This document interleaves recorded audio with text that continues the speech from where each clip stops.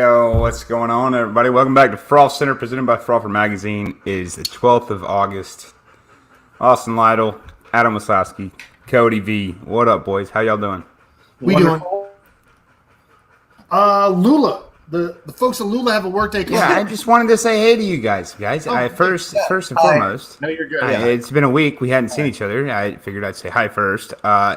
If you're available Saturday, not playing in the Buzzard Roost, please join the people up at Lula for a workday on the new 18-hole course. You will earn privileges to play the course prior to anybody else playing the course. You will get prior advantage to anybody looking at the course. It's a beautiful track. I've helped Jody and Keith along the way, and Jody and Keith are doing their own thing, and it's becoming a beautiful course. And I highly advise anybody that's wanting to get into anything disc golf related, like want to help. That is the place to be this Saturday. Show up at 9, and I'd wear the long pants. Bunch of poison ivy, thorns. But, that's it, man. Yeah, Cody, what do you got going? I got to see here. Weekly dubs, as usual, every Wednesday at Leaf Farm. The Ace Pot is now at $410. Damn, I might have to make a trip. Right? It's well worth the trip. And Fit Inspired Living. I went there for the first time. It's a disc golf shop down in Cary, Apex area. Tons of selection. Those guys were awesome. I won a huge raffle. I saw it on my Facebook. It was quite a good time. After we played co-ed doubles, they hosted co-ed doubles for National Disc Golf Day too. Is that in every? Just for the day. Yeah, just for National Disc Golf Day. There was Nice, a lot dude. of fun. I think that's something that maybe they could apply, weekly. They should do. Yeah, it could. They were talking about how at least once a month there'd be a big crowd of co-ed doubles out there. So yeah, I Especially if like you did the that. idea of it. father-son, father-daughter, mother-son, I mother-daughter. like the idea of changing up like random doubles to like be a bring your own partner double, just like maybe once or twice a month or something, and like maybe throw in that like co-ed doubles. Yeah. Right on. We do have a giveaway this week, by the way. I put it up on Instagram. We've got this kind of ghosty stamped Battle at Boomtown 4 Dynamic Discs Trespass. Nice. And I'm going to give this away to whoever has the worst advice for staying hydrated in Orlando next week. Whoever gives me the worst advice. At least drink 3 beers before the round. At least 3. At least 3. Good. To take the edge off. Sleep outside. I mean, all these leagues. Yeah, that's right. Paul Bell's hit 2 league aces this year already. I was there for both of them. And I wrote on his disc both times. Good for him. We're actually waiting on Brian Schweberger. He's got a little bit of a technical difficulty right now, so we're working on that. Hey, do your thing. So in this week upcoming, we have the Buzzard Roost Rooks. Oh yeah, there's still spots available if you want to play. That is out at Boundary Waters in Douglasville, Georgia. I personally won't be there because I can't commit to 2 days. But it's always a good tournament. I've won the tournament. I love Boundary Waters. Love the people out of Douglasville. We're good now. Yeah, we actually have a sign that's going up for the Buzzard Roost. We sponsored a T sign. This is what it's going to look like. If you ain't inbounds. You ain't shit. Yeah, anyway, guys, without further ado, I know we've held you in here long enough. Our guest tonight is one of the winningest disc golfers to ever step foot on a course, having reached the 300 club right after Lane King. This is the quintessential disc golf lifer. This is going to be a Hall of Famer if there ever was one. I'm going to introduce you guys. It's Schwebby himself, Mr. Brian Schweberger. Yo, what's up, Schwebby? How's it going? How are you, How we bud? doing tonight? Say what? Said, how you doing tonight? I'm doing good, man. Good. Thank you so much for coming on the show. Absolutely. So right off the rip, we ask everybody, what was the first round of disc golf you ever played? When was it? Where was it? Out there. Kentwood Park in Raleigh, right near NC State campus, back in early '97. Nice. If you guys didn't know, Kentwood Doubles has the world's biggest doubles every Friday night. They have like 132 people out there. It's crazy. Yeah, I've never played them. Never played. I don't think I will. I don't think I will be going out there. I don't like gaggle golf. No, gaggle golf. Yeah, good call. What were the discs you were throwing that first? My first disc was a DX Shark. Nice. Still have one in my bag to this day. That's awesome. My first real disc after me and my buddy bought Grooves from Dick's Sporting Good was a all black shark in it, and I actually stayed in the bag for a year before I lost it. But that's funny. I think it's like the most underrated disc on the planet. Yeah. What about your most People's Champ? I got that moniker back in 2006 when I finished second at USDGC. Yeah. What about your most recent round?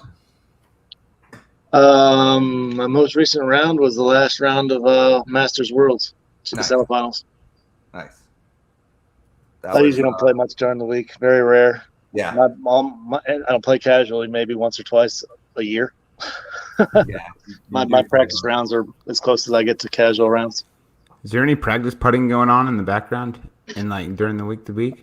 There had been before Worlds because I was having I was trying to change my putt back to my old standard putt before I went straddle. But I tried one tournament right before Worlds with it for about 5 or 6 holes, and it just wasn't working. So I went back to my straddle, and still having a lot of problems in tournament play getting the disc in the basket. Putting great in practice. I mean, I'm 95% in my backyard just putting 100 putts, and something's just not clicking in tournaments right now. I'm still trying to figure it out. I think, aren't we all? Yeah. It's a work in progress, I guess. But yeah, how long ago was the switch? The decision to switch? Back, I mean? It was like a month and a half ago. Okay, that's plenty of time to still work. It's a constant work in art. It's an art. Is to putt. Really, is what it is. You're constantly working on that and like wanting to get better. Yeah, putting is always a constant struggle for pretty much for everybody. I mean, any interview you see with Paul McBeth, he'll always revert back to what was the problem if he didn't win. It was his putting. It was that 80-footer on 14 that I missed. That's So Schwebby, I know you don't travel around and do it full time, but you do it kind of as a side gig. I would assume. Like how long? It's my main source of income. nice. Okay, so how long into disc golf did you realize that disc golf can be profitable? I mean, profitable. I mean, Yeah. I mean, when I first went out on tour, I mean, to break even was good. Yeah. I mean, because there was a lot. There was a lot of good players, even back. And when was that? When was that? I went out on tour full time in 2002. Nice. That's And a tour. Yeah.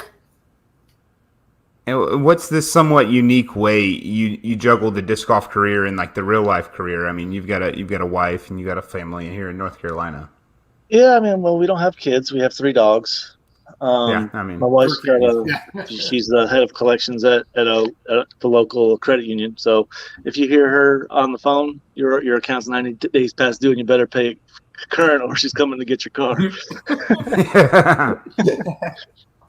But I mean, I work part time at Domino's. I work Monday, Tuesday, Wednesday, opening driver. I work through lunch rush, and then I'm out. You've been doing that forever, right?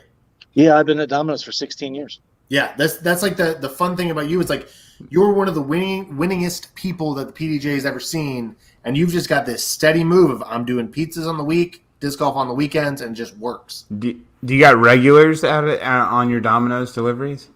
I mean, there's a lot of repeat customers. They don't request any specific drivers or anything. But I mean, it's just, right now, we don't have enough employees. We're supposed to have 15 drivers. We have 4. Wow. Shoot. Oh yeah, so you're busy, and maybe that's why the putt's off. You're moving too many pizzas. Whoa, your feed just went totally haywire there. I couldn't understand a word you were saying. Oh, I'm sorry. I was saying maybe that's why your putt's off. You're delivering too many pizzas. Nope, I lost them again. Let me get me. Maybe you're delivering too many pizzas, is what he's saying. It's like total reverb. Did you hear me? It's the same. Oh, snap. All We were right. saying something about the Yes. pizzas. Let me turn some volumes down here. All right, let's see if we can remove and add. See if we get anything better yet. Let me see. Nope, nothing better. Oh, I lost me. Let's see here. Blue Snowball. That's good. Echo cancellation. Let's see if that's any better. Any better now? Nothing. All right, guys. That's not a fun one. I'm gonna stay in here, Schwebby. If you would do me a favor and just kind of log back in and see if we can't fix it that way, that'd be awesome. Sorry about this. Oh, it just went clear. Oh, see, as soon as I threaten it, Yeah, you just as had soon as to had to threaten. Yeah. shake my fist at it. threaten to log off, and then like she's like, "All right, I'm good." Good deal. Good deal. Streamlard's like, not another user. Yeah, Oh, that's funny. that's good. Okay, so with if disc golf, I mean, disc golf's growing really, really fast right now. We may or may not be like in the golden age of disc golf right now. Is there a possibility that disc golf, this rising tide, floats you out of dominoes and you disc golf more? No, I'm not past there yet. that You don't point. I'm past that point. Yeah, you couldn't go on clinic or anything like that. No. Man, I don't. I've done a couple clinics before, and it was with a bunch of other golfers. I'm more of a one-on-one teaching person. Yeah. I just don't have that gift of gab to just keep on regurgitating things for people to learn. Rather than ask me a question, I'll watch their form, and then I can tell them exactly what they're doing wrong or doing right, and then go from there. Yeah. Who would you say influenced you the most in your disc golf career? Clima. Yeah. Absolutely. I mean, Definitely gave you the push to do so, right? Yeah, I mean, he was a winner.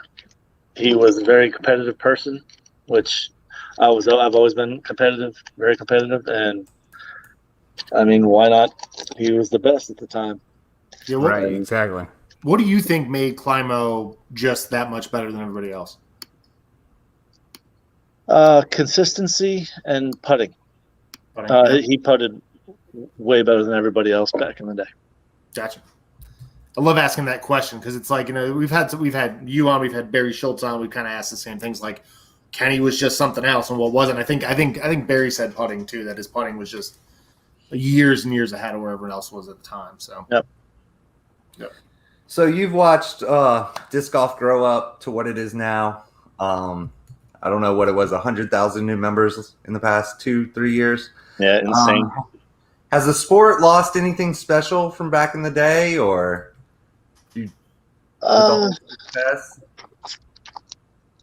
It's probably lost a little bit. I mean, as far as back when I was on tour full time, anybody who was on tour, they all hung out together in one group. There wasn't little groups of 5 or 6 different groups like I think there is now, where they get in their own little clique and they do their own thing. And when we were out, it was definitely a little bit bigger family. I think Courtney McCoy said the same thing when she was on the show. My sister. Oh yeah, exactly. Yeah. Yep. Closest thing I have to a sibling. Yeah. She's I'm my an only child. disc golf. She's disc golf mom around here. She's always telling me to put sunscreen on and stuff. It's very funny. Yeah, she is disc golf mom for sure. I was so happy to see her last week during Worlds. I hadn't seen her in at least a year. Yeah, we saw the staring contest. That was cute. I think that's it's always a thing with Schwebby. Or who can look off in the distance. The Yeah. You've got a lot of photos. Looking for photos of you online is fun because I was looking for one to use for the promos, and I was just like, you've got this just stoic stare, like Mount Rushmore stare going on. So I think it's patented, patent pending. The maybe. patent stare. It is, and it Schwebby's stare. I didn't start it. It was one of my buddies. Well, we had a group of friends that we created this little group. There was 6 or 7 of us to begin with. They were called Team Trim. And we always, when we posed for our pictures, we were all looking up in one direction. And it's just, I just kept it going because none of those guys play a lot of tournaments anymore. So I'm just keeping the spirit alive. There you go. There you go. It just stays alive. Paul Bell's got something. He goes, "Tell us a Terry T.G. Gallops story." Oh, Terry. Man, I wish he still played. Man, he had a lot of injuries, and now he's just doing a lot of art. He's a really good artist, man, and he does a lot of stuff on it. Posts a lot of the stuff on Instagram now. Good TG story, man. Terry and I have played a lot of rounds together. I think we just one of the better experiences that I've experienced with him is after he shot he shot an 1100 rated round at a tournament that I wasn't at, and the course that he did that and the score that he put up was absolutely insane. I've had several rounds on that course, and the number that he put up was absolutely amazing.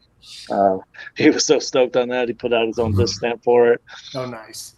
Yeah, he's got one of the comparable numbers to me. He definitely throws it further, but he throws a lot of similar lines that I do. Yeah, Terry always kind of reminded me of like a Sean Sinclair and a Phil Arthur. Like they both had the unique game, but they all look the same, kind of. Yeah. And then actually Terry can throw left-handed as well, just like yeah, filthy. Just like Phil does. Yeah. So yeah, that's just like my little history into disc golf. I've been watching it for a while. Is there anything that you would change about the game? I mean, like right now. Is there anything you would change about the disc golf game right now? I would change the jump putt to a 20-meter circle instead of 10-meter. 20 meter. 20 meter. 60 feet. Okay, yeah, yeah. I hit you as a shock because I almost heard 20 foot. And yes, 20 meter is 100%. I agree with that. Putting's not supposed to be easy. I have a strong golf background, and putting is not supposed to be easy. Yeah, putting's supposed to be the most difficult part of it. And when you see a guy slamming in a putt from 33 feet and his stride is 15 feet, what are you supposed to do about that? You know, I think that's the most logical reason. Yeah, I wouldn't mind seeing a smaller basket either. I said we actually just had a strong debate in the Atlanta Disc Golf group. Which way smaller, skinnier or shorter? Oh, skinnier. Almost like as small as a blank. Like you're putting on a bullseye basket, right? Make the actual basket underneath. Make it a little bit bigger. Mm-hmm. But hit the line that you have to hit. I think it should be more finite. It should be dead on. Correct. I mean, putting is supposed to be a finesse part of the game. Yeah. That sounds like a true golfer's true. Yeah. Friend of the show, Robert Leonard said, "Schwebby took care of me in college. Didn't charge me gas to ride with him home so much." We had Robert on the show, one of our 3 notorious PDGA guests. It's been a lot of fun. Robert is very intelligent when it comes to anything he does. He's a good dude. I tell you what, he's probably one of the best sports writers I've ever read anything on. He gets all of his facts straight. He puts it out there properly, and he's awesome. Awesome. Good to hear. I love hearing that. It's like the East Coast of disc golf has there's a lot of history over here that people kind of don't, where it's all going. I think North Carolina is a big spot. People aren't realizing it. But I've got to ask you about Nineveh because I'm an Nineveh nerd. You've been with Nineveh forever. I want to know, how did that relationship get started between you and Nineveh? Well, the year I went out on tour, 2002, we went over the West Coast Swing in January, February. We were already good friends with the East Coast guys for Carolina Flying Discs, because everybody calls it Innova. It's Innova East, but it's Carolina Flying Discs. Yeah. And so we went to the factory out there on the West Coast, and got up and got in the office with Tim Selinsky. So this is me, Brian McCree, and Billy Crump. Mm-hmm. Okay. And we got in the office and chatted up and talked about what we were planning on doing, and they sponsored us on the spot. Heck yeah! Well, there you go. So I think you already answered this. The mold that has been in your bag the longest has got to be the shark, right? Absolutely. from the get-go. What's the newest mold to get into your tournament bag? Newest mold. Anything surprise you? You're just buying the same stuff you've been throwing forever. Yeah, man, my I I bag feel like I've hasn't seen changed Schwebby much. put with the same AVRs for year after year. Yeah, I've always put it with the KC AVR. All of my 303 wins, they're all with KC AVR putting. Yeah. How many wins do you have on one putter? Oof. I usually change them out between a year and a half. And you're So- getting how many wins a year now? Like 30? I've only done 30 wins one time. That was in There it is. 2013. That's the year. That's the year of And that's the year you beat Kenny the first time, right? Not the first time I beat him. First time I won a tournament and beat him. Oh, gotcha. Yeah. Won a tournament and beat him. Yep. Yeah, I've beaten Kenny, I don't know, between 10 and 15 times. I would have It's that not marked on my arm and tattooed tally marks. Let me get that tattooed on my neck, just a tally mark. How many times I beat Ken Climo? Like, Yeah, a lot of people are in that same boat. yeah. So are you messing with anything new? You throwing the rad? Or you throwing any of that stuff or no? No, I tested the RAD. I tested the AVR X3 when they first came out. And, I mean, they weren't doing anything extra special. I was hoping the AVR X3 was going to be more stable. Yeah. But, I mean, probably the most new disc I have in my bag is the Cayman. Oh yeah. Oh yeah. And that replaced the Whippet. Oh yeah. 'cause They Oh, really stopped producing the Whippet. I mean, the Whippet is faster than the Gator. I mean, the Cayman, but it does pretty much the same thing I need for it. You can't throw a thumber with a Cayman, can you? No, I always throw thumbers with Firebirds. Yeah. Would you everything heavyweight or anything a little lighter? Than All of my discs are pretty much max weight except for the occasional destroyer throw that I do. I mean, they're like 167-ish. Yeah. Okay. I mean, I found out Macbeth was throwing 167 destroyer, so I said, well, I guess I don't need to be throwing anything heavier. If it ain't broke, don't fix it, right? Yeah. Right. I mean, and I rarely throw them. I hate big rim discs. Yeah. I mean, but the Orc is my main long distance driver. Nice. Even the Wraith is too big for me, and I have big hands, so it just You doesn't throw feel good. leopards also, right? Or leopard 3s? I have leopards and leopard 3s in my bag. Yep. I love that. That's one of the best feeling rims ever. Is the leopard. Okay, Adam. And sorry, anywho, who do I have to bribe for Halo polecats? Man, I can't even get Halo plastic. I have to buy it. Yeah, I bet. And I'm going to ask you that we like asking this question. If you had the keys to the Nineveh factory for the night, what sort of Frankenstein stuff are you going to put together? I'd make some Halo Orcs. Halo Works. There it is. Yeah. Ooh. I would That would- definitely, oh my I would God, that definitely would- try or some Halo flat top Firebirds. Wow. Since You're going aggressive. Very aggressive. I Well, like I mean, the most stable Firebird I have in my bag is the Color Glow flat top Champion Firebird, and it's I would it's die tilted. for them to come out with them again. it. Yeah, man, when that tilt came out, I was so hoping that Nineveh molded it. Oh, right. So you could throw it. Oh, I would be thumbing the heck out of it. I want a And it Halo. wouldn't Mac. pan. A It Halo would be a Mac. sidearm thumber with it. I mean, that's That's what you want, yeah. because since I can't throw sidearm anymore. That's what I use my really overstable Firebirds for. Gotcha. Sheesh. So, current leader with 303 wins. Can you tell us which one was the most special? U.S. Masters, U.S. Masters? Oh yeah. Tim absolutely. Selinsky out in Cali. The field of players that I beat was second to none. I mean, Yeah. it's really similar to winning a old school USDGC. I mean, the players that were there were all had histories. So yeah, definitely that one. Wow. Yep. That's Nice. huge. So, let's take all your tournaments you've ever played. You can take 50 strokes off of whatever you want. How many tournaments? Yeah. How many tournaments do you think you would have won? With 50 strokes? 50 strokes Yeah. across your Where whole. you He'd spread probably them be at wherever like you want. 380. Let's see. I've been in 30 playoffs. Oh, there you go. Oh, you keep track? Yes. Oh. Yeah. Through my How first many 20, through my first 20 playoffs, I won 15 of them. Nice. Wow. Okay. Mixed bag after that. 50 strokes.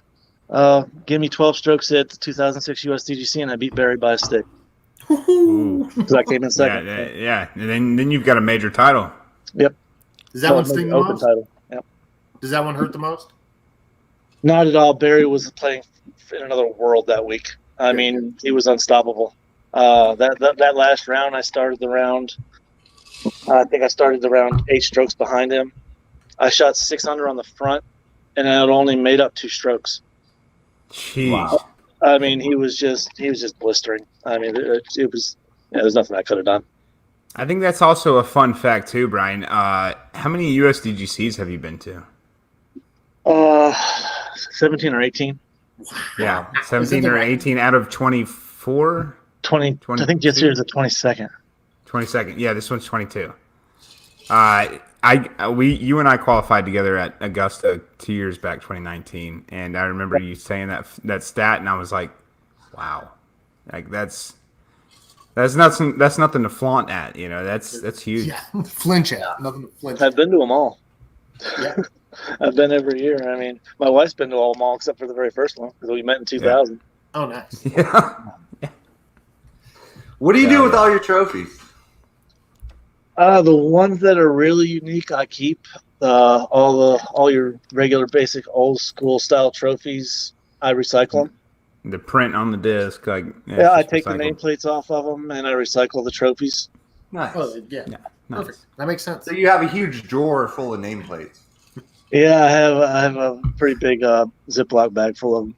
Just like a plaque, just like a big long like ore of a plaque or something. I used to have my own man cave, and my wife stole it from me to become her get ready room in the morning in her big walk-in closet, really. And so yeah, she took away all my trophy areas. I How mean, many happy wife, happy life. Now, How many trophies do you think you keep in the house still? Say again? How many trophies do you keep in the house still? just a big Just one. looking at it. Probably about 15 or 20. I got a table right there at the front door where anything recent in the last year that I've won, I put them on that table and they stay there for a year. Nice. And- Nice. Yeah. Oh, it's good. Love to hear it. So, I mean, you say you don't play practice rounds. Oh, you don't play practice rounds. You don't play casually throughout the week. But you work Tuesday through Thursday. What's the normal like week in, week out routine? How do you stay like in shape to be the top of disc golf? Watch a lot of YouTube. Oh, yeah. Yeah, really. Yep. That I is mean, a I top- already know how. That's a top secret. To throw. I already know how to throw. It's just a matter of me putting in a few reps before the tournament. If there's a new course that I have to play, I'll throw a couple extra shots on each hole just to make sure I got the line down. I mean, learning new courses is not difficult. It's just a matter of you seeing the hole and picturing it as another hole that you've already played and throwing that shot. Yeah, I like that, and I kind of teach that. Is just like when I'm teaching a lesson, I say like visualize the line that you're wanting to throw. And I mean, how many times would you say is the preferred amount for like a new course you've never played for a tournament? The particular amount of what? Rounds. How many rounds would you want in on a for- practice round? Well, let's see. Just I mean, one? this past Worlds last week, I hadn't played either of the courses, so I played 2 practice rounds on each course Nice. before the tournament. How'd you feel about that? Yeah. How many more could you have done, you know? Like, how many more would be optimal, you think? Do you think you could have maybe, used more? maybe one more would have been nice, but I mean, I felt comfortable because the courses weren't that long. Harmon Hills was a really technical course with really short par 4, so it was more about getting halfway down the fairway on your tee shot so you could attack the pin. Yeah. Right. There was a lot of elevation a decent amount of elevation on both courses, so just getting used to the uphill throws and disking up to make sure I could get farther enough up where I could throw my second shot comfortably. Right on. Do you think at this point in the game, as it's getting so big, is there a chance we overgrow the sport? I mean, we're kind of overgrowing it right now because no manufacturer can keep up with the demand. Yeah. I mean, Right. COVID just put it into another realm. Yeah. I mean, I recently heard that, I'm sponsored by Prodigy, so I recently heard that Prodigy has now gotten a large shipment of plastic. They're starting to mold more nowadays. I think, and I see it on my end too. I'm in landscape architecture. I see that the material is starting to kind of stockpile behind the inventory that they say. I think we might be starting to bounce back from it, but I don't think disc golf is really prepared to bounce back from it yet because we had such a massive influx. Oh, I know. I mean, they announced it at the players meeting for Worlds that there's now 93,000 current members. That's absolute insanity. That's insane. That's absolutely nuts. And I have a concern too that all of a sudden the parks are too busy, they're getting trashed, the neighborhoods are not liking what they're seeing with the parking lots overflowing. I worry about that too. I think the courses have not caught up, and that's another issue we're going to have here probably in another year or two. I'll move to where I'm at in North Carolina, Rocky Mount area. There's 4 courses within 3 miles of each other, and the local club only has like 25 to 30 members, and there's no other people playing hardly. So you can walk on the course and play anytime you want without having to wait. Jeez, that's great. That's great. But then we got Atlanta, where there's one course inside the city for 6 million people trying to play disc golf, and you can't even. You go to Perkerson Park's not an easy course, and you're still just waiting behind. No, it's not just the weekends, bro. It's Monday through Friday. You can't show up to these courses on like a Tuesday afternoon at 5:00 and try to get around in. Yeah, that's insane. It's getting that bad.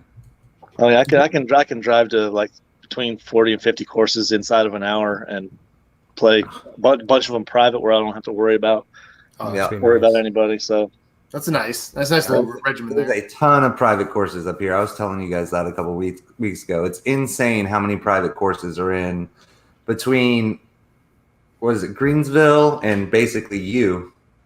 There's hundreds. It's insane. Yeah. Yep.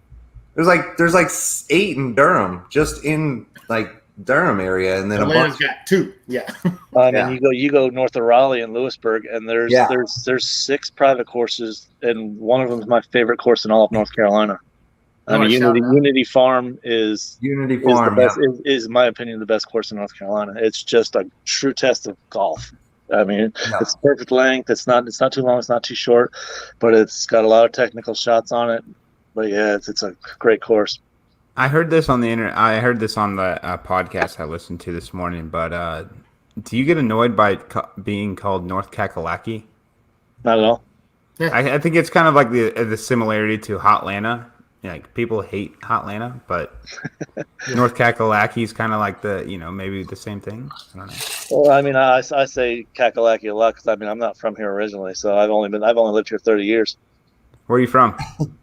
Born in Syracuse, New York. Okay. Lived in North Jersey through high school. Nice. No wonder Dan Hastings' your son. It all makes sense now. Yeah, he's my son. Yeah, he is. Just like Phil Bartholomew, he's my grandson. No. You better talk to that boy. He was drinking Chardonnay when he was on the show. We got to get that figured out. He just rolled up big old aviators in a crystal wine glass of Chardonnay.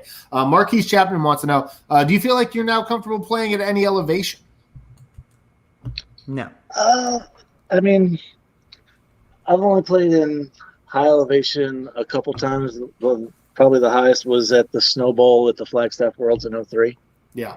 I think that was like 11,000 feet. That's up there. I didn't change the disc in my bag. Everything was good. You were fine. Didn't affect me at all. Oh my God. Okay. Good. That's a great answer. That's a terrifying answer, but I did hear a bunch of complaints about the guys out of Utah this year. Like they were saying that they were playing at X amount of elevation, and it was different. They were having to throw understable discs for an overstable shot. Yeah, I mean, I just maybe it's because the plastic has changed a little bit since then. But I mean, the place you could really tell a difference was in the putting. The putts definitely dropped a little bit more at the higher elevations. But yeah, like I said, I didn't change my bag on the Snowball course. Gotcha. That's why we stay in the southeast, right? Yeah, everything's trippy. Yeah. Oh man. Awesome. I think we got you up for one. Sheesh. If you were to describe your style of play to someone, how would you describe it? I want to hear this answer badly. My style of play, I would say I'm more on the conservative style. More like in the Nate Sexton realm, where I'm playing percentages all the time. Mm-hmm. Especially, I mean, you put me at USDGC, I did never go for shots. Never. I mean, I finished top 5 3 years in a row, and I never threw a shot over 420 feet. Right. I mean, I just didn't throw big drivers. And like I said, the Orc's the biggest disc in my bag. Yeah, I want to kind of think if it's not giving too much away. I'm curious to know. You come up to the corner of the fairway, you know right where you are, you know where you got to be. What's the mental checklist? Is because you say you're playing the percentages all the time. Is it distance first, win second, percentages third, or is it percentages one, figure out the rest? Well, that's a good question, Adam. I mean, you're talking about like if I got a shot in the fairway and how I want to attack a green. Sure, like let's say the percentages is what I'm getting at. Like, where do you weight that in the things that you think about when you step up to your lie? I'm telling you, all right, you've got a 650-foot dog leg right par 4. The landing zone is 300 to 350 feet. And that puts you in the ideal position to throw another 290 to 320-foot shot to the basket. What are your percentages of, and what are you going through in your head to get to the ideal landing zone? I want to throw off the tee. I want to throw the disc that I know is going to go that specific distance on a hard throw, not on a controlled throw. I want to max out my distance so I know I'm not going too far. And is it 85-90% for you? 90? Yeah. My hardest throw is usually around 85%. I'm never going full throw. Yeah, he throws mainly overhands, dude. He's not throwing. See, everybody knows me for my overhand. 80 to 85% of my throws are backhand. Oh yeah, and you have a silky smooth rock. I'm not gonna lie about that. And sharp. Yeah, so I guess it was a shark on hole 1 at Langley Pond a couple years back. Yes, it was. I just love the mental checklist idea. So is it? I mean, you're walking up to the tee and you say, "Do you think wind first? Do you think distance first? Do you think?" I mean, you always have to take the wind into account first because that's going to change your disc selection. Yeah, yep. And if you have any doubts in your head when it's coming to a windy shot, when in doubt, throw more overstable. Yeah. Because your error is only going to be one way. It's more predictable. Yeah. Yes, your error is only going to be one side, so they always go more overstable. If there is a weak spot in your game, what would it be? Right now, putting. Yeah. I heard you say that earlier on, but I've also seen you cash too many putts from outside. I agree. So it's all been in the last 3 months. All my putting problems have been in the last 3 months. I went back to putters that I used 2 years ago and started using them again on the course. And for me, it was just like a mental thing. I started making putts again. I hope it helps you. I mean, I literally changed my putter about a month ago because when I'm having struggles on the green, it had already been close to a year. So I just said, well, let me change out to it's definitely not the Indian, it's the arrow. Huh? It's definitely not the Indian, it's the arrow. Yeah. Oh no, it's definitely me. Yeah, I mean, I still ended up missing them during tournaments with a brand new putter. So, wow. All right, we make Schwebby the emperor of the PDGA for 1 month. What's getting done? The 20-meter circle. 20 done. That's like that day one executive order. Sign it. Yep. Then you're good. Yeah, I think the putting game should be more finesse. Yeah, cool. I mean, is that or the basket size? I mean, I think Upshot should have way more value. Yeah. Absolutely, I like that. I'm a guy who likes Upshot, so I'm totally into this. Tell us about Alaska. Says Tony Tomasino. I meant to bring that up to you guys as well. This guy goes to Alaska for 3 months or a month out of the year, right? For 5 years straight, I went for at least 2 weeks. I played 2 sanctioned events up there each year Many years. for 5 years straight. Yeah, it was I think it was 2014 through 2018. I think I went every year. But yeah, man, it's another world up there. It's absolutely beautiful. I mean, the weather, it's like high of 70 Yeah. in the beginning of July. It's daylight year round, right? Yeah, and it's Day round. it's 22 and a half hours of daylight, and the other hour and a half it's dusk. I mean, literally, when I went out to the tournaments, main tournaments were in Anchorage, but when we drove up to wow, why am I drawing a blank on them? 6 hours north of Anchorage is I can't remember the name of the city. No. Anchorage. But we literally left at like 6 at night, got there at midnight, and we played 2 rounds of golf. That's awesome. In drizzling rain. Oh my God. It was overcast. And this is at like midnight. 1 or 2 in the morning, and we were playing golf without any glow discs. That would be dangerous. That'd be like being in a disc golf casino where you're just like, I don't know, it's sometime in the day. I'm just gonna keep playing. It's fine. Yeah, I mean it's awesome up there. I mean, unfortunately, the course that the big A tier was on every year that I was going up there for is no longer. It was on a ski hill. It was on a ski hill. The owners of the ski hill wanted to make a change, and they made it into more of a mountain biking hill, so they could use the ski lift for the mountain bikers to go back up, and they could create more revenue for the hill. Yeah, That's a bummer. So yeah, now the Rick Kramer with TD, he is looking into a local ball golf course and trying to get that rolling so he can get the tournament going again at least one more time. I just want to point out your shirt. Inside Circle's Edge also hit us up here. Let's get that. Let's see those guys up there. Yeah, it's my buddy Rob Zilla. What do they do? Are they a shop? He goes to local tournaments, and he's got a spot in the Burlington, North Carolina area. Nice. And thought I'd rep his shirt tonight. I gave him a shout out before I came on here and said, "Man, look what I'm wearing tonight." He's like, "Dude, you're freaking awesome." Oh, here we go. Yeah. This is a great one. Kevin McCoy wants to know who is your favorite Maple Hill haircut? I don't know. I had a pretty good one year. But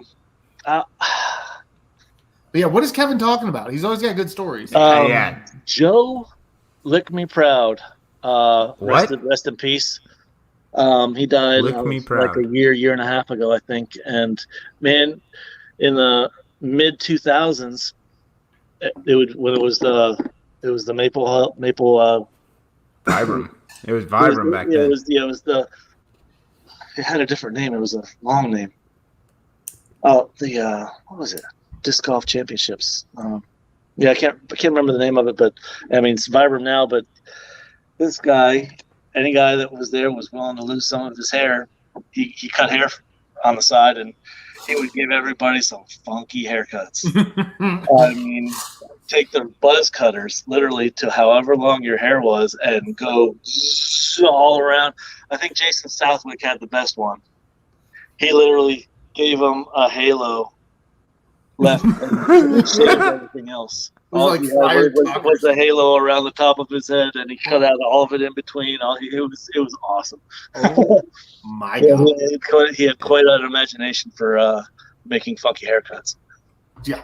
Yeah, I think like that would just give you positive vibes going into the tournament for that week. Nothing to lose. With a halo on your head at all times. Yeah, and a tipper on that one. The one year that he cut my hair, I had flown up there. So I woke up the morning after the tournament was over to catch my flight. Totally forgot that I had my hair cut. And I'm getting on the plane with no hat on. And all these people are giving me words. Like, why are y'all looking at me so funny? And I totally spaced it. I had this crazy buzz cut that it was just, I couldn't imagine. Like racing stripes going down the back. Yeah, and my wife picked me up from the airport, and it's like, what did you do to your hair? I was like, oh my God, now I understand why they were all looking at me. I was just being paranoid. Yeah. It was the Marshall Street Disc Golf Championships. That's right. Yeah, that's right. Those It's guys still Marshall Street is still a thing. Yeah, they're still a thing. They got a Oh, lot of absolutely, heat this man! week. I love Jason Stafford's property. Yeah. I mean, if you ever played Wells Springs in Burlington, North Carolina, Yep. his property, the Pyramids, is Wells Springs on steroids. Same. Just think of the little bit elevated shots you got at Wells Springs. Make the holes about twice as long and twice as much elevation. Just amazing course. I'm a religious Marshall Street flat top rock buyer. So anytime they get those in stock, I'll buy all of the baby blue ones they have. And they just like everybody else, you can't get them. So I've been waiting. I refresh that page like every Thursday looking. But maybe soon. I don't know. Yeah, I just got rid of a bunch of flat top ching rocks about 2 years ago. Yeah, not Adam. This is Schwebby Adam. Yeah. Sorry for the late introductory. Yeah, sorry, rock nerd. I've been buying Coming from a guy who throws nothing but KC rocks like on every shot. Yeah, I've been buying Jason Schwake. Has been selling me a bunch of the flat top blows, so it's been good. So you've had 303 of them. I'm sure there's more than that, but what is the celebratory meal for Brian Schweberger? Usually pizza. Really? Pizza. How often do you eat pizza working at a pizza place? Not as much as I would like to. Really? You're in that same boat? Yeah, I mean, I've been on a diet, especially now. I've been on a diet since mid-April, and I've lost 43 pounds since then. What are you doing for the diet? What kind of diet? Oh yeah, dude! Congrats. Shout out Sarah Sinclair. She got me on the right path. Friend of the show, Sarah Sinclair. Oh yeah, yep. She got me on the right path. Just watching, micromanaging all my nutrients and protein and carbohydrates and fats.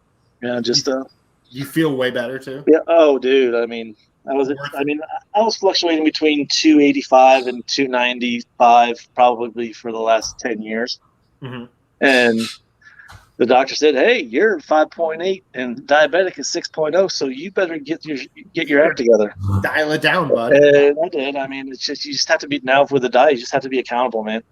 Yeah, for sure. I keep track of it all on one fitness app, and you have to be accountable. That's 100% worth it, though, right? Right.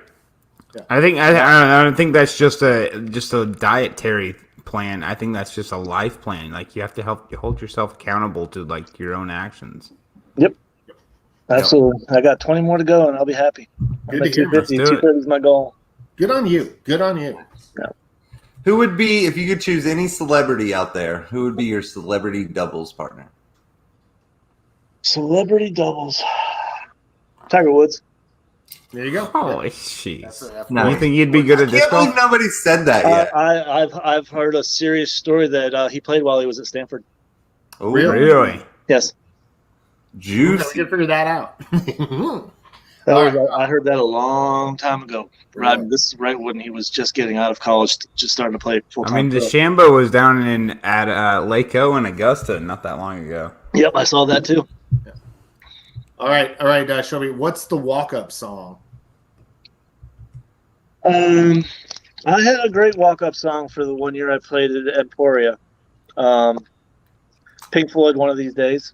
Okay, I like it. You like that one? All right, That's a Barry answer too. We asked Barry what's going on in the headphones. He said, it's all Pink Floyd. Yeah, yeah. All Pink Floyd all the time. Live albums, regular albums. Yeah, man, he's got a straight up encyclopedia. Sometimes I even questioned if Barry was even listening to music in his headphones. Do you ever question that? Nope. It's always music. Yeah. All right. Most important question of the night coming up. Better be ready. I mean, what is the Waffle House order? What's my Waffle House order? Yeah. It's an order I can't have anymore because of my diet. Yeah, no. Prior to What's the O2 getting on tour? Yeah. Regular waffle, and sausage hash brown bowl, smothered, covered, peppered. Yeah. All right. Classic. Oh, yeah. I love it. You have any superstitions on the disc golf course? I don't know if I would call them superstitions. I might call them like OCD ticks. more of a tick thing. 'Cause, I mean, I played baseball for 7 years, so all baseball players have their little idiosyncrasies that they do. Yep. But nothing really superstitious, I don't think. Is it? But the routine's got to be the routine, and if something's off, It you is, start and over. it's gotten. The older I've gotten, the more exaggerated it's gotten. I know I've definitely gotten slower on the tee pad. It's a matter of me just having my hand feel right before I throw, because I like the discs. My hand to be super dry, because my hands are so tacky all the time. Yeah. I mean, Always. even in rain rounds, I don't dry my disc off because the disc sticks to my hand. Yeah. Yeah, I mean, yeah, it's ridiculous. I have a bag. I have one of the pouches in the side of my Revolution bag on my cart is full of dirt. Oh, just straight dirt. Yeah. Just dirt in there. I stick my hand in there, get it dried off, and yeah, hopefully it feels good. Yep. Gotcha. Not a bad idea. I know so Alden is Harris there- does the same thing. Is there any other hobbies or obsessions? Craft beer, Star Wars, the Viking. I miss beer. It's been 4 years since I've had beer. Ah, okay. I have gout. Gout is real. Oh yeah. Ah, I enjoyed shit. craft beers, but I mean, give me a PBR and I'm happy.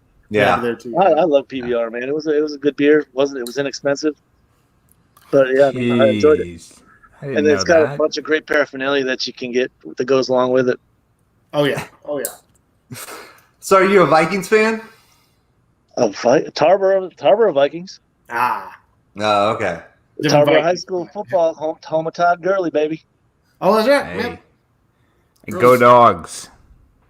Absolutely, yeah. He's one of my wife's best friends and lives here. Growing up, his son and Todd, they graduated high school together, and real good friends of the family.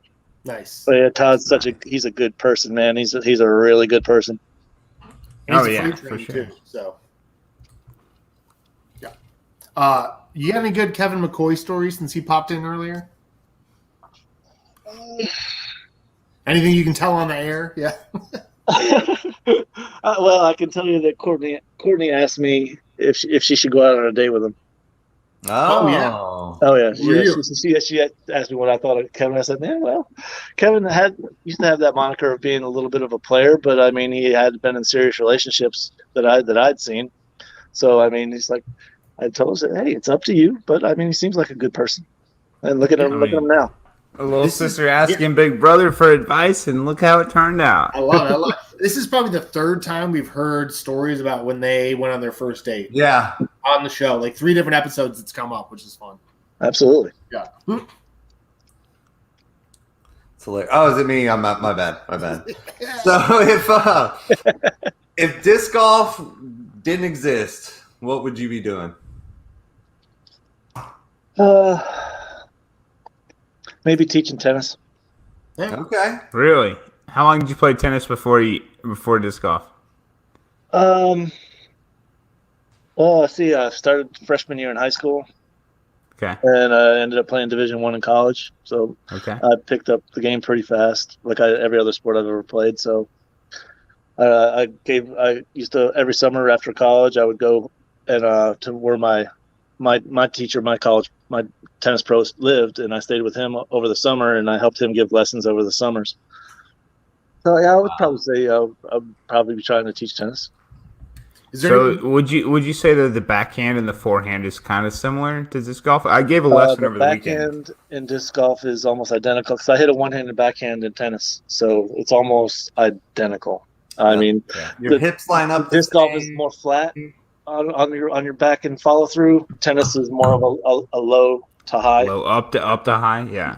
Nice. That's good. Who are your favorite people to play disc golf with competitively and casually? Separately, if they are. Yeah, competitively and casually is pretty much the same thing. Same thing for you. So who are your favorite Yeah. people? When you see a card, when you're walking up to Tournament Central and you see a card and you see certain names on it, we'll get you who be excited to play with. Love playing with MJ. Yeah. Yeah. Ken Tyberski, Oh yeah. playing with him. I mean, if it was at a bigger All Masters event, I would love to be playing with Johnny McRae, Yeah. Jay Redding. Mm-hmm. Redding looks like the party. He's a party dude, isn't he? He has a good time. Who? Jay Redding has a Jay. good time. Yeah. Yeti. Yeah, Jay's just great people, man. Yeah. But yeah, that's. We heard Dez is trying to go back out and play some events too. That Who Dez now? might be trying to get back out in the mix, playing. Yeah, it's nice to see her. She was at the Masters Worlds too. Got to chat with her for a minute, but yeah, she seems like she's doing really well. Good. Post surgery. Right.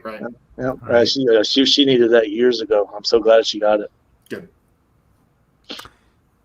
Yeah, I'm super pumped for the Yetis. I love everything they're doing for the disc golf. The Yetis, They've yeah. gone above That's a and good one. beyond. Yeah, Dude, I can't support them enough. Like, 100%, I support everything they do. How long until 400? If I can stay healthy, 2 years, I 3 think years? I'm right around averaging between 20 and 25 wins a year. So 4 to 5 years. There you I go. mean, if I as long as I can stay healthy, I think that's. I take the over at 5 years. Yeah. I like Do that.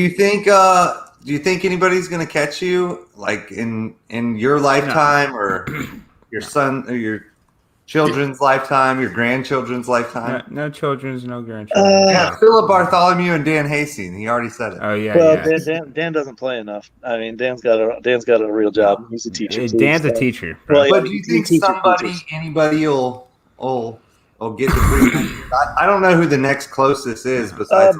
Barry's at 264, I think. Okay. It's crazy how the top 3 are all in North Carolina now. Hey, That's no accident. But whether most people haven't chose the route of lifestyle that I have. I hate money. I absolutely hate it. I mean, I learned that being out on tour. I know exactly how much I need to survive. So it's a matter of whether they want to live the lifestyle that I've chosen. I mean, I have a great wife, and she's been fully supportive of everything I've done this far. And it's going to be tough. I mean, there's so many good and up and coming players to win this. To win your basic. I mean, back when I was winning when I came off tour and I was winning these 4-round C tiers that had 5,000 or 6,000 rated players in them. I mean, I was still playing great golf and beating really quality players. So they're the up and comers. They're gonna have to put in the quality of effort and time that I did, and be willing to sacrifice. And you've still got Maybe years something to go, better. too. Yeah, you're still on the tracks. That's the whole thing. They've just got to be I don't know. I don't think it can be done. Yeah, well, I mean, I don't know. only You got time will the tell. local. I mean, I think it's a pretty big. I don't think it's being touched. To be honest with you, Schwebby, I don't think it's being touched. I'm your local jokel. I am you. I work a full-time job and play disc golf on the side, and I'm not sniffing 300 wins. I can tell you. So how long exactly have you been playing? Since I joined the PD. Well, I mean, 97, so it's like almost 25 years. Okay. And I mean, I didn't get I never got an amateur win. I played like 7 amateur events, all in advanced. But I could see some local people being on. No, absolutely not. You can't even give that argument, Cody. We're not here to do math anyway. We're here to talk to Schwebby, not to do math tonight. So There's All people right, yeah. locally, like Dollar has played a lot of Atlanta events. Now that the Robinsons are older, And I don't see Dollar touching 300 wins. no. I'm 100%. just saying I don't the see him top touching 200. To be honest with you. I don't think Barry. Nothing against Barry, but I mean, everyone's on the tracks and they're on the same tracks, going the same direction. So No, I see Barry getting up there to that legendary, but I don't see him. Yeah. You know, No Barry's 400. got number 2 on the way, right? Yeah. oh, Does he really? That I heard he's got number 2 on the way. Ooh, well, we can't break that news. Everyone, hit the call the editor. That's a Frolfcenter exclusive. Congrats, Barry. Yeah, he's 51 and having his second child on the way. I mean, the first one was healthy and beautiful. I don't see why you wouldn't. I'm really happy for him, but I mean that's another life changer. No kidding. I mean, he's not going out on tour. He's not winning another MP50 Worlds. Here we go. I mean, he might, but Kevin McCoy did the math for us. Someone in Dallas-Fort Worth can play a flex start every Friday plus weekend. There'll be a time someone averages 70 events a year and dominates an area. All right. Kevin's still trying to get one win in every state, I think. Yeah. But they still have to win those events that they play. What's that? yeah, you Is still it have to win those events. I don't see it happening. No. Personally. Well, What's the final number, Swim? The year I broke the tournament record for the year in 2013. Yeah, first year I turned 40, I decided to try and break that record. We're gonna go figure. But I won 32 of those 61 events, and I cashed in them all. And then, well, I think it was like 2 years later. Was it Raul Alvarez in Texas that ended up breaking my record? I think. But yeah, I mean, he played. He could play in like 4 different age categories. He could play Open. He could play Masters. He could play Advanced Masters, Advanced Grandmasters. Because I think he was right around 50 years old. I think there's just a whole different level of prestige to it. Is doing it just in open Masters. That's why I really wanted to get my 200th win in Open. Luckily I got that this year too. That was like that was pretty important to me, getting 200 Open wins. Yeah. Do you think you can get to 500? No. That's like minimum 10 years away. So we already asked 400, and 400 was in question. On the old arm here, so who knows? I mean, I got faith in you, but. The thing that's nice about it is there's so many more new players and older players. They're getting up where the divisions will be bigger, up in the pro 50s and pro 40s. So, I mean, who knows at that time? I mean, I'm 50 in a year and a half. So, I mean, we're already seeing like professional athletes starting to migrate to disc golf, like the professional MMA fighters and stuff like that. As soon as they retire from MMA, I mean. They're gonna hop over and try to do some stuff over here. He's just absolutely more the merrier. More the merrier. I mean, the more money, more for me. More money, more problems too, though. Brian, again, thank you so much for coming on the show. The last question we ask everybody is: do you have any questions for us or advice? No, man. I appreciate what y'all are doing, putting out the content that people want to see. Getting the information that they might not have known that's now available to them. Nice. Dude, I think if anybody's not following Schwebby, they need to follow Schwebby. All right, buddy. I'm gonna put you on the big screen.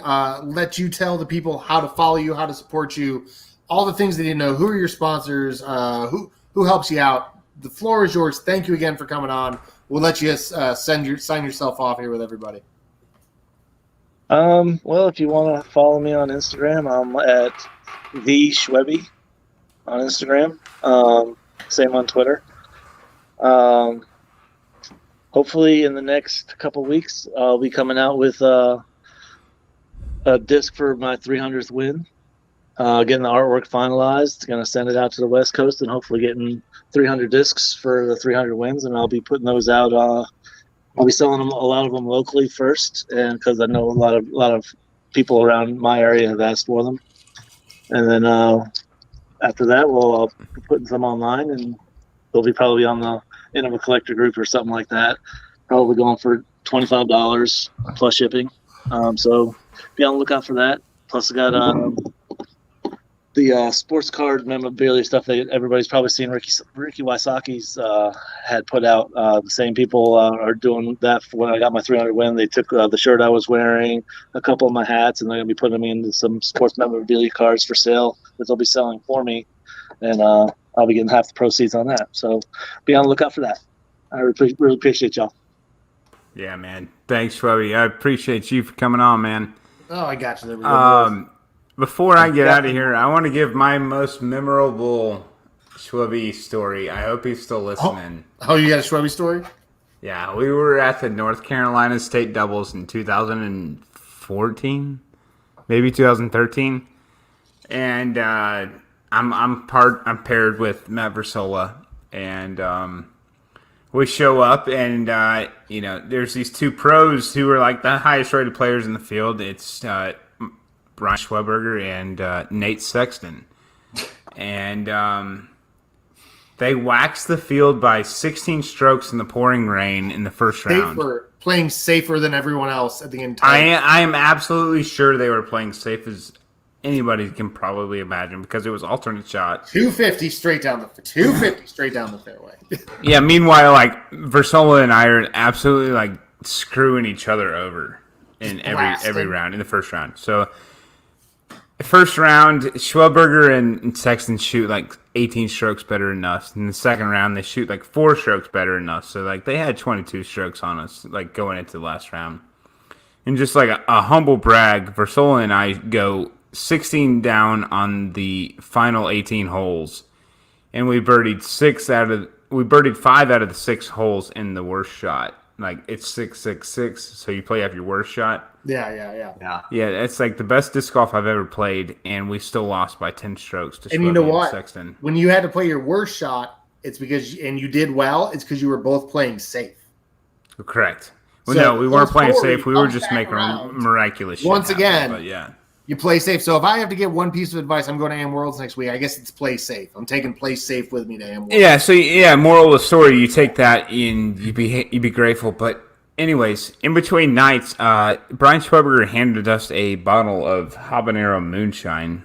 Woo! Absolutely messed our nights up, but it was great. I that was my first experience with Chevy. Schweby's a great guy. I enjoyed him being on the show thoroughly. I can't wait for another one. I'm Austin Lytle. We'll see you on the next one. Bye, Austin. Should we give them the secret that Austin Lytle's tag's actually not A Lytle and then the numbers? It's A-T. He'll figure it out. Once again, guys, if you want to win this trespass, just write somewhere in the comments really bad advice for staying hydrated in Orlando next week. We are at Flymart at AM Worlds Tuesday night, 7 to 10. Citrus Ballroom, Wyndham Orlando Resort, International Drive. You got to wear masks. We're not taking cash. Sanitize, mask up. They're doing the whole thing. I think that's all I got. Oh, next week, because we'll be there, we're going to do a whole show live from AM Worlds. So there it is. So if you're at AM Worlds and you want to come hang out on the show, get at us. And we're going to let you know. We might be at the Players Party. We might be right up the street. So that's all I got. I'm out of here. Bye, guys. Hey guys, thanks for watching again. Love everybody. I'm out.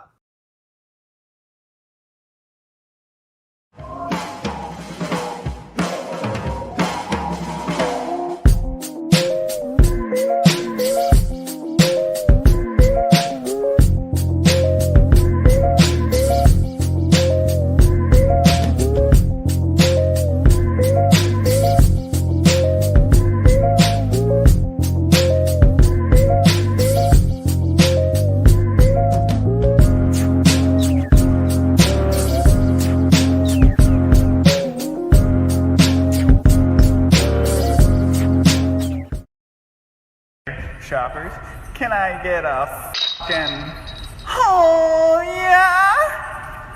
Thank you.